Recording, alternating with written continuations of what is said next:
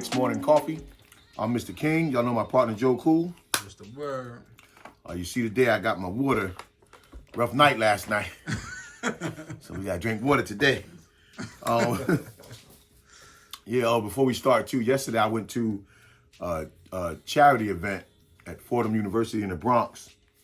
And part of the event was a local celebrity basketball game. And one of the people there playing was CP the franchise from Knicks Fan TV. So, shout out to him. He played in the game, and that's always good when somebody's giving back. And the coach of his team was Johnny Bryant, the Knicks coach. Okay. Yeah, so he was the coach of the team, and his wife was one of the sponsors of the event. Okay, nice. So his wife's name is Vanessa Bryant. So everybody thought it was Kobe Bryant's wife that was going to be, but it was his wife. Yeah. So that was just a fun thing. So. So today, and then you was talking about too. You mentioned something about Joel Embiid. Oh yeah. Today, Joel Embiid. I think that was like the main rumor. If he wanted out or get traded, I think he and the Knicks will be the top two teams that he probably will go to. So did he officially say he wanted out, or did he? I don't know if it was official. I didn't read the whole post, but rumors is alluding to that he might want to leave. Well, yeah, because when the whole talk about him wanting to leave before would have been if they traded James Harden. And then, of course, we talked a little bit last week about James Harden's situation with Philly. He re-upped with Philly so they could trade him, and then now they decided they're not going to trade him. So he's calling Daryl Morey a liar. And even Melo and Chris Paul doubled down and said he lied to him. The general manager and president lied to them, in the past also. So, and I guess Embiid probably know what Harden, how he act when he don't want to be somewhere. He don't do nothing. So that's probably why he went out. But at this point, to even try to get Embiid, I would imagine you got to gut your whole squad. Well, I remember Embiid was making the rumors before that. He said he don't know where he might be. So yeah. Usually he was doubling down, trust the process. This time he was like, wherever he's at. Well, people get tired, but these players, though, they got to make their own decisions. Joel Embiid, I'll give him a pass because he never really forced to say he would leave or want to leave. Yeah. He wants to stay. He just forced somebody out. Yeah, true. Yeah. But even that, there was some talk, too, about the Knicks' name coming up in some backup fours. And Davis Bertans, who I always liked before, name resurfaced as a possible backup four for the Knicks, however the deal could be done.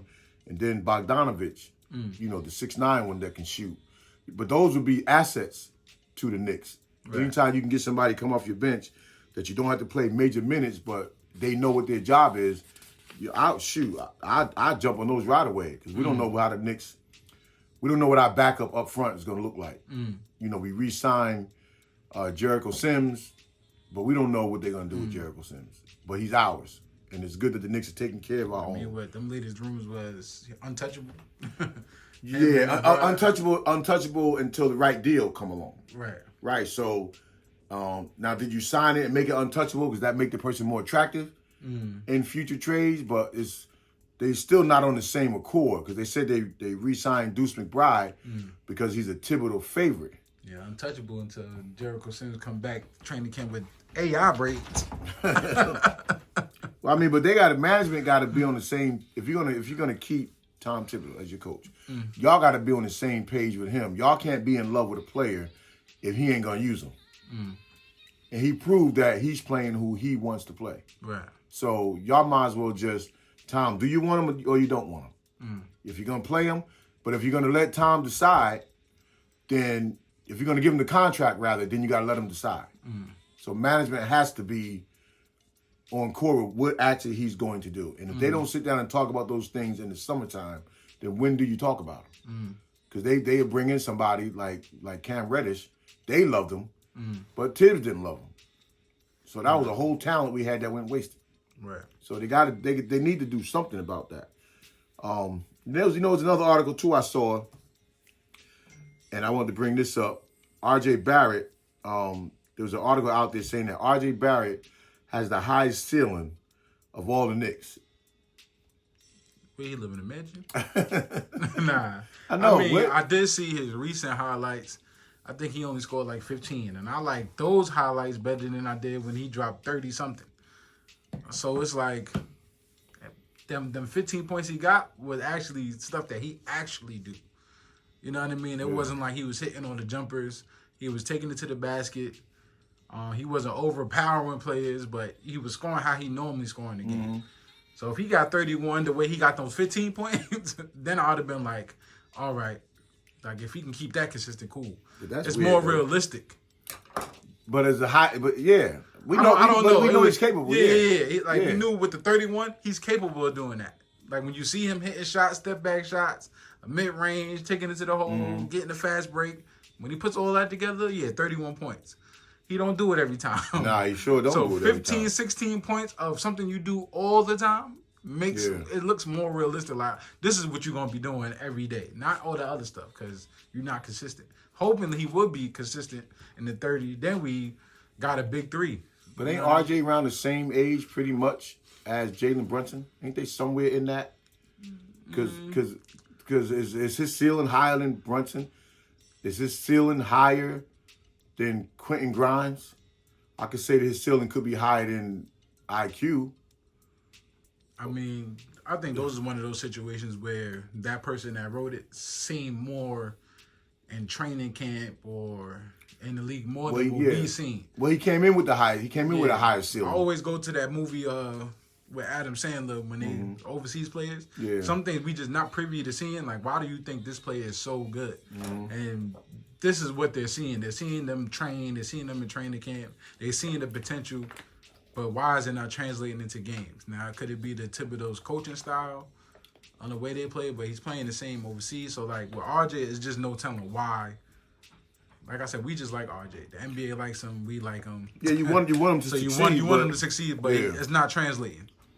Well, and that reminds me of a story we did about maybe a month or so ago about did the Knicks let the right coach get away when Rick Pitino signed with St. John's? Because now Rick Pitino is the type of coach that he could get more out of RJ. So when all that talk about Donovan Mitchell not re-signing, Donovan Mitchell could not be re-signing with Cleveland if that's the case. Not so much to come to the Knicks, but to go to Brooklyn. Because Rick Pitino got to have his eye on one of those jobs to take the St. John's job. Right. Your eye got to be on getting back to New York. So what if getting back to New York means getting back, but you're in Brooklyn? And then Donovan says, now I'm ready to make the move to New York. I think he just wants to be in New York. So, yeah, people need to bring the best out of our coaches, got to get the best out of our players. Because one of the things I was going to say to Johnny Bryant, if I could have got close enough to him, which I actually was right next to him, but you don't never want to seem like a groupie, was to call him the guard whisperer. Like, you know, if he could turn guards into these incredible players, then maybe head coaching is in your timeline. And if it's in your timeline, it needs to be why the Knicks young players are still impressionable. That you can still mold them into something. Because 4 or 5 years, you still can tweak a game. If somebody in 4 or 5 years, but Tibbs is what he is. So now I can see why the person say, it just clicked anyway. Why RJ would still have the highest ceiling, but he may never get to that. Right. Yeah. So now it makes more sense because if RJ could reach that type of potential, even if we traded Julius, he's a monster if he can reach what we see him at. Yeah. You know what I mean? Like when we watching him, he's dominant. That's like a mini LeBron in a package. Yeah. You know what I mean? Yeah. Because I always equate it back to 2 years ago in the backs-to-backs against Miami and I forgot the other one, but he manhandled Jimmy Butler. Yeah. Like, why can't you do that on more of a consistent basis? And there was another guard like that he manhandled. Like do that. Be that RJ when given opportunity. So, yeah, then in that sense, RJ, the sky could be the limit. But to me, without hitting a consistent jumper or short jumper, that's going to hinder that. Well, they fall victim of that. They got to be a three-point shot. It don't got to be a three-point shot. I think as long as you hit a deep midi, you should be good. It will spread the floor because they're like, oh, he going to shoot from anywhere. Yeah, and if you get into the hole, they can't stop him when he going left. Yeah. So go left, but go be able to make the pass out of going left also. All right, so that's not bad then. So this is one we was going to talk about last week. And we're just going to skim through some of these things anyway. But we talking about Josh Hart's contract we didn't get to. And I know now he already signed it a few weeks ago. But, he signed the $3 million, the 3-year, $81 million extension. That will result in $94 million by 2026. I think it's 2026. And then there was talk that he ain't worth it. And then there was an NBA podcast saying he ain't worth that money. And that's crazy to say he ain't worth 18, 19 million dollars. Memphis didn't want Dylan Brooks. And they gave him more than Josh Hart. And we want Josh Hart. Yeah. Simple. Well, Memphis didn't give it to him. Somebody else. Memphis didn't give it, but somebody else did. Yeah. That was. So imagine what Josh Hart gets if he goes somewhere else. Yeah. And then in the USA League, they talking about how he plays with that intensity every game. You know what he's gonna do, and he's gonna do it every game. Yeah. Practice and out of practice. Yeah, he's worth every dime. Matter of fact, we underpaid him. Yeah, for what he do for our team. For as much as we say Brunson changed the identity of our team, Hart came in and gave it the heartbeat of our team. Because without Hart, we're not the same team. Right. So it helps what Brunson does, having a guy like him that get after it the way he get after it. So one thing I normally don't like to do, even if people don't agree with me, I don't care. But everybody should be able to have their opinion. And that one, I just don't get, especially from a former player who know what kind of life's energy guy can inject into your team. So that's just that almost like hating. Yeah. That's all that is. That's somebody hating. Yeah, he worth. He worth that, and even like you say, some more. And matter of fact, I think he actually took that pay cut to help the Knicks. I mean, just so he can stay a Knick. Yeah. Like it looks like he just wants to be a Knick. He don't want to move no more. So if you take that pay cut, remember he took it because they thought they were going to get somebody. Yeah. So he didn't re-sign that bigger contract. He just did the small one with a. So come on. Yeah. Yeah, he did right by himself, but he also did right by his future because you still need them type of guys. He'll never be a go-to guy, but everybody can't. Because I was looking at one Olympic game where they was breaking down they was breaking down Brunson's game, and a lot of those passes, I saw Mikal Bridges, the way he was moving off the ball to the basket, and the way Brunson was hitting them on the dime. Now, Brunson can do that for anybody. Right. So I was glad to see that part of Brunson's game where he's driving, but now he's still hitting the cutter because we didn't really see that much of that last year. So we know that Hart is going to be a cutter. We know that DiVincenzo is going to be a cutter. So to see Brunson get his points and still diamond other people, and then when you just got to throw it to somebody, you can throw it to Julius. So we got all the boxes checked, and a lot of that is because we have Josh Hart, and he's going to play two or three different positions for us. So sometimes you gotta spend money to make your team better, but that contract ain't nothing compared to the money the NBA is gonna have to spend in the next couple of years. So yeah, that person in that article, nothing without David Ruffin. And Gilbert Arenas was one of the people on his podcast that also made that. I think he's like a clickbaiter. he gotta spice it up, but yeah, Gilbert's he's good. His show is good, but yeah, he talks and he talks of an all-star.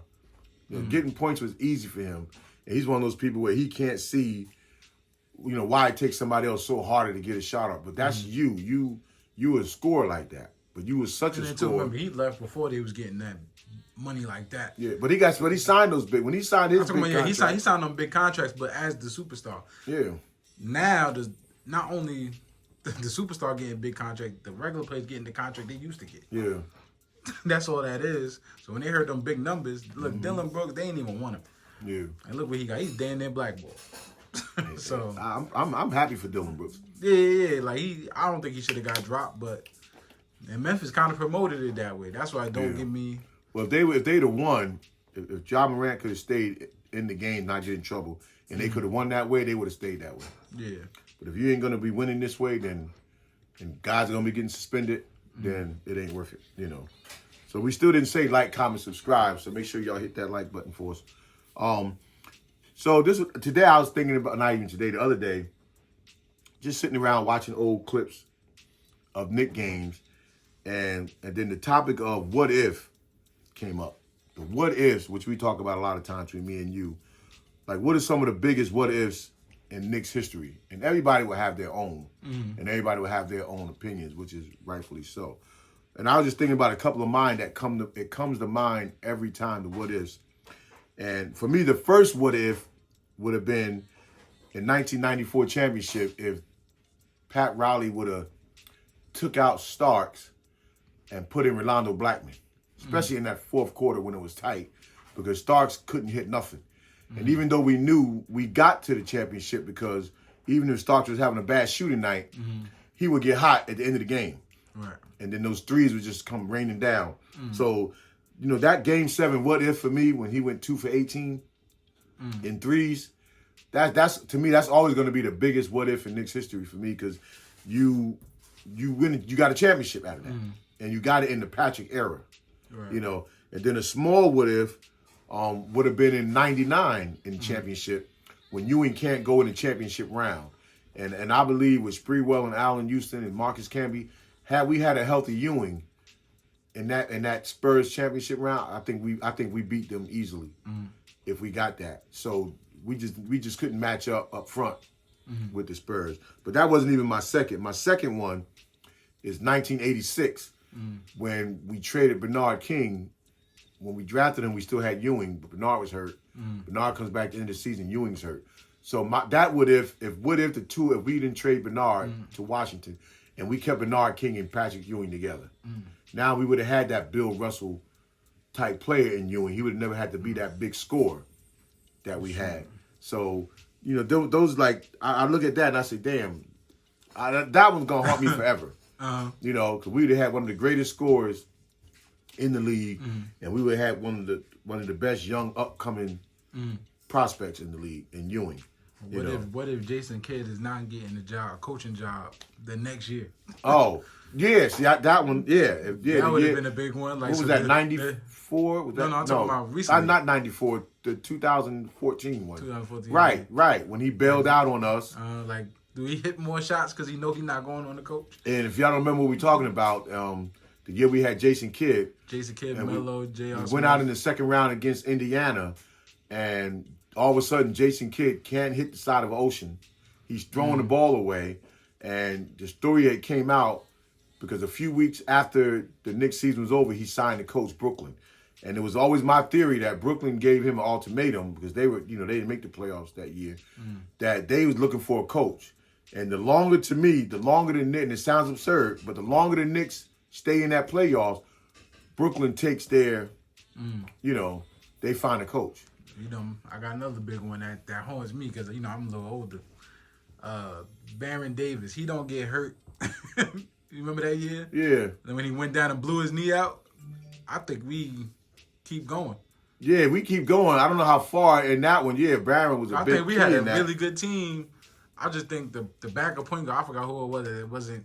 It was essentially the same. That was essentially the same type of a team with the same players. No Phil Jackson. That's my last one. Oh, what happened if we don't get Phil Jackson as a GM? Whatever it was. He was stubborn. He should have just came as a coach. We did get Porzingis out of that.